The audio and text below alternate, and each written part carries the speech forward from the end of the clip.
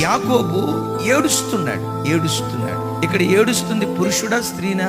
ఇప్పుడు పురుషుడు ఏడుస్తా ఉంటే లోకంలో ఒక సామెత ఉంది, ఏడ్చే మగవాడిని నమ్మొద్దు అని లోకంలో ప్రజలు అంటా ఉంటే నా దేవుడు ఏమంటాడు తెలుసా? నా సన్నిధిలో ఏడ్చే మగాడు మగసిరి కలిగిన వాడు అని వాక్యం సెలవిస్తావు. ఏడ్చే మగోడు ధన్యుడు. ఇంకా నన్ను అడిగితే ఏడ్చే మగాడు మగసిరి కలిగినోడు. ఎక్కడ ఏడ్చే ఏడ్పు? దేవుని సన్నిధిలో ఏడ్చే మగాడు మగసిరి కలిగిన వాడని దేవుని యొక్క వాక్యం అంటుంది. యాకోబు ఏడుస్తున్నాడు.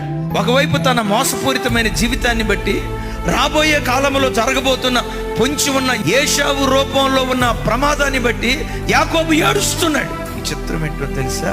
ఆ ఏడ్పును ఆకాశమందలి దేవుడు చూసి గగనాన్ని చీల్చుకుని బేతేలు యొద్దకు దేవుడు దిగి వచ్చాడు. నేనంట, పరలోకంలో ఉన్న దేవుణ్ణి భూలోకానికి దించేదేదో తెలుసా? నీ కన్నీటి ప్రార్థన.